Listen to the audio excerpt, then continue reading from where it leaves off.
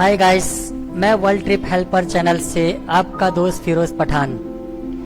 आज हम बात करेंगे अर्मेनिया टूरिस्ट वीज़ा के बारे में। मेरे काफ़ी सारे फ्रेंड्स थे, उन्होंने मुझे कमेंट किया था कि आप अर्मेनिया की वीज़ा के लिए एक वीडियो बनाएं। उनका कहना था कि उन्हें अर्मेनिया की वीज़ा लेनी थी। उस टाइम पर वो किसी ट्रैवल एजेंट के पास गए थे, तो अर्मेनिया की वीज़ा के लिए वो ट्रैवल एजेंट ने उनसे 25,000 रुपीज़ की डिमांड की थी। और दूसरे सारे मेरे फ्रेंड्स हैं, उन्होंने मुझे यहाँ तक बताया कि और काफ़ी सारे ट्रैवल एजेंट हैं, वो इस वीज़ा दिलाने के लिए 55,000 रुपीज़ से लेके 1 लाख रुपीज़ तक का चार्ज भी करते हैं। हालांकि अर्मेनिया की जो वीज़ा है वो बहुत ही आसानी से मिल जाती है। उसकी जो वीज़ा फ़ी है वो सिर्फ $6 है, जो कि इंडिया के तकरीबन 437 रुपीज़ के आसपास होता है। ये वीज़ा लेने के लिए हमें किसी भी ट्रैवल एजेंट के पास जाने की ज़रूरत नहीं है और ना ही किसी ट्रैवल एजेंट को इतने सारे पैसे देने की ज़रूरत है। यह वीज़ा बहुत ही आसानी से हम खुद अपने घर बैठकर अपने मोबाइल से या कंप्यूटर से या लैपटॉप से घर बैठकर अप्लाई कर सकते हैं। इसके लिए जो डॉक्यूमेंट्स है वो भी बहुत ही मिनिमम डॉक्यूमेंट रिक्वायरमेंट है। उसके लिए आपको सिर्फ पासपोर्ट कॉपी स्कैन कॉपी चाहिएगी, एक फ़ोटोग्राफ्स है वो कलर स्कैन कॉपी चाहिए, और आपकी होटल बुकिंग्स। होटल बुकिंग है वो भी पेड होना ज़रूरी नहीं है। आप किसी भी वेबसाइट से या hotelbookings.com पे जाके पे8 होटल वाली जो होटल है उसको बुक कर सकते हैं। तो शुरू करते हैं अर्मेनिया की ई वीज़ा की एप्लीकेशन। सबसे पहले हमें अपना गूगल ब्राउज़र है वो ओपन कर लेना है। वहाँ हमें टाइप कर लेना है अर्मेनिया ई वीज़ा। उसके बाद आप देख सकते हैं कि उनकी जो ऑफिशियली वेबसाइट है वो कुछ इस तरह से है। उसकी जो लिंक है वो भी मैंने अपने डिस्क्रिप्शन में ऐड कर दी है। आप उस लिंक पर भी जाके अपनी अर्मेनिया की वीज़ा है वो एप्लीकेशन कर सकते हैं। तो हमें यहाँ पे सबसे पहले ऑप्शन दिख रहा है evisa.mfa.am। इस वेबसाइट पर नीचे लिखा हुआ है ई वीज़ा, हमें इसको यहाँ पे क्लिक कर लेना है। जैसे हम क्लिक करते हैं तो कुछ इस तरह का वेब पेज ओपन होता है। आप देख सकते हैं यहाँ पे जो वीज़ा फ़ी है वो शो हो रही है कि अगर हम 21 दिन तक की जो वीज़ा के लिए अप्लाई करते हैं टूरिस्ट वीज़ा, उसकी जो वीज़ा फ़ी है वो सिर्फ $6 है। और अगर हम 21 दिन से ज़्यादा यानी 120 दिन तक की वीज़ा को अप्लाई करना चाहते हैं तो उसकी जो वीज़ा फ़ी है वो सिर्फ $31 है। और ये जो ई वीज़ा का जो प्रोसेसिंग टाइम है वो 3 वर्किंग डेज़ के लिए है, यानी 3 दिन में आपको जो ये वीज़ा है वो अप्रूवल होकर अपने ईमेल पर रिसीव हो जाती है। तो स्टार्ट करते हैं अप्लाई फॉर ई वीज़ा पर। अब यहाँ पे हमें सबसे पहले चेक योर एलिजिबिलिटी। यहाँ पे हमें अपना जो ट्रैवल है पासपोर्ट है वो यानी ऑर्डिनरी पासपोर्ट है उसको सिलेक्ट कर लेना है। उसके बाद जो हमारा जो ट्रैवल डॉक्यूमेंट यानी पासपोर्ट कहाँ से इश्यू हुआ है, तो हमारा इंडिया से इश्यू है, हम इंडिया को सिलेक्ट करेंगे। ना करने के बाद हमें यहाँ पे अपना जो है वो ईमेल एड्रेस टाइप कर लेना है।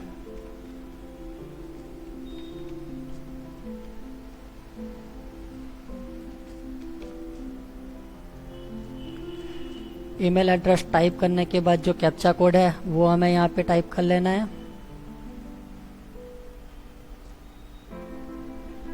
उसके बाद हमें यहाँ पे नेक्स्ट पे क्लिक कर लेना है। जैसे हम नेक्स्ट पे क्लिक करते हैं तो हमारे ईमेल एड्रेस पर एक ईमेल जो है वो रिसीव होता है। उसमें यहाँ पे आप देख सकते हैं कि उन्होंने यहाँ पे लिखा हुआ है कि जो ईमेल है उसको हमें विदिन 24 आवर्स में वेरीफाई कर लेना है, यानी कंफर्म कर लेना है। तो मैं अपना जो ईमेल है वो चेक कर लेता हूँ। आप देख सकते हैं यहाँ पे मुझे एक ईमेल जो है वो रिसीव हुआ है, मैं उससे ओपन कर लेता हूँ। तो कुछ इस तरह का ईमेल जो है वो हमें यहाँ रिसीव हुआ है, इसको यहाँ पे हमें कंफर्म कर लेना है। जैसे हम कंफर्म कर लेते हैं वो रीडायरेक्ट होकर एक नया वेब पेज ओपन होता है। तो यहाँ पे हमें अपनी बेसिक जो डिटेल है वो फिलअप करनी है। तो सबसे पहले यहाँ पे हमें पासपोर्ट नंबर पूछा गया है, हमें यहाँ अपना पासपोर्ट नंबर लिखना है। उसके बाद यहाँ पे मेल सिलेक्ट कर लेना है।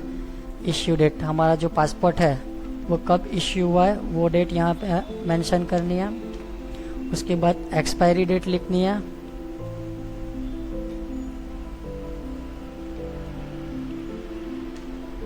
गिवन नेम में हमें अपना नाम यहाँ पे लिखना है, तो मैं अपना नाम जो है वो यहाँ पे लिख लेता हूँ। इसके बाद सरनेम,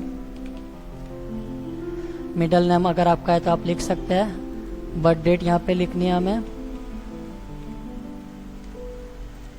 उसके बाद पर्सनल डाटा, तो कंट्री ऑफ बर्थ, तो यहाँ पे हमें इंडिया सिलेक्ट कर लेना है। प्लेस ऑफ बर्थ में आप आपकी पासपोर्ट में चेक करके लिख सकते हैं आपका जो प्लेस ऑफ बर्थ कौन सा है वो। यहाँ पे नो पे सिलेक्ट करना है। ऑक्यूपेशन में यहाँ पे आप जॉब करते हो तो जॉब लिख सकते हो, अगर आप बिजनेस करते हो तो आप बिजनेस लिख सकते हो। उसके बाद यहाँ पे रेसिडेंशियल एड्रेस, तो मैं जैसे गुजरात से हूँ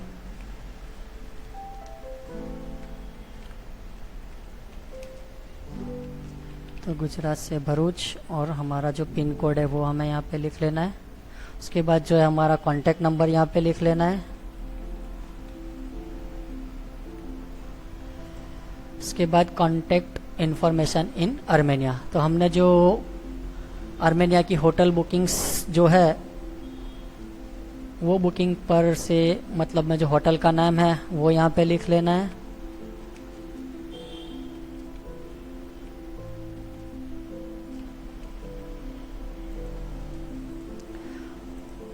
उसका एड्रेस लिख लेना है साथ में आपको, और यहाँ पे वहाँ का होटल का कॉन्टैक्ट नंबर लिख लेना है।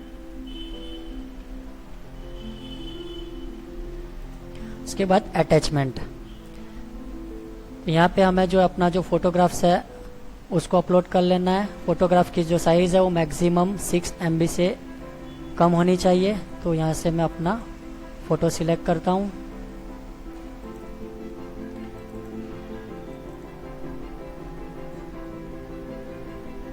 तो फ़ोटो अपलोड होने में कुछ टाइम लगता है। जैसा कि आप देख रहे हैं मेरा फ़ोटो यहाँ पे अपलोड हो चुका है, और इस वाले कॉलम पर हमें यहाँ पे अपना जो पासपोर्ट है उसका फर्स्ट पेज अपलोड करना है। तो मैं इसे भी क्लिक कर लेता हूँ।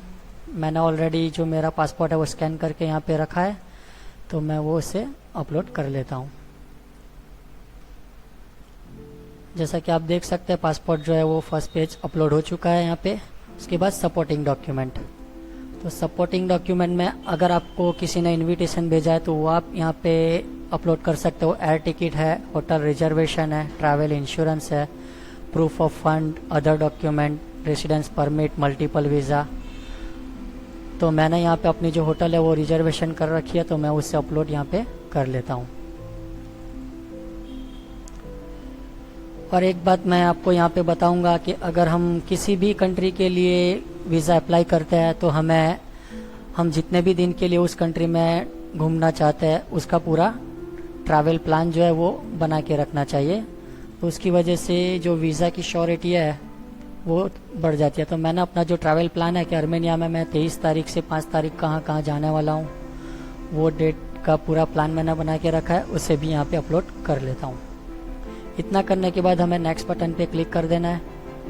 जैसे हम नेक्स्ट बटन पे क्लिक करेंगे तो कुछ इस तरह का पेज ओपन होता है। यहाँ पे सबसे पहले लिखना है पर्पस ऑफ विजिट, तो हम यहाँ पे टूरिज्म के लिए अप्लाई करते हैं। आप यहाँ पे देख सकते हैं शॉर्ट टर्म जो वीज़ा है वो 21 डेज़ के लिए है, उसकी जो वीज़ा फ़ी है वो $6 है।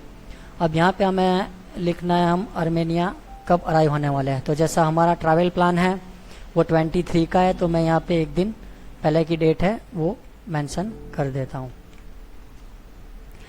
ये जो वीज़ा है वो वैलिड फॉर 90 डेज़ के लिए रहेगी। 22 तारीख को अराइवल डेट लिखी हुई है मैंने, तो 22/12/2021 से 21/3/2022 यानी कि 90 दिन के लिए वैलिड है, और हम उसमें 21 डेज़ जो है वो स्टे कर सकते हैं। उसके बाद हमें नेक्स्ट पे क्लिक करना है।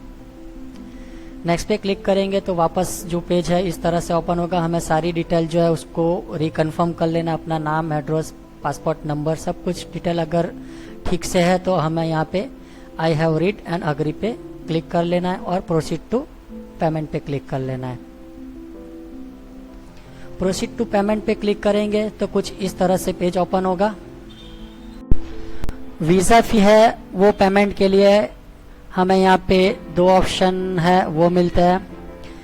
अगर आपके पास पेपल अकाउंट है तो आप पेपल अकाउंट लॉगिन करके भी जो इसकी वीज़ा फ़ी है वो पेमेंट कर सकते हैं। अगर आपके पास पेपल अकाउंट नहीं है, या तो क्रेडिट कार्ड है या डेबिट कार्ड है, आप उसके थ्रू भी जो वीज़ा फ़ी है वो पेमेंट कर सकते हैं। तो यहाँ पे मैं क्रेडिट कार्ड सिलेक्ट कर लेता हूँ और यहाँ पे पेमेंट वाले बटन पे क्लिक कर लेता हूँ।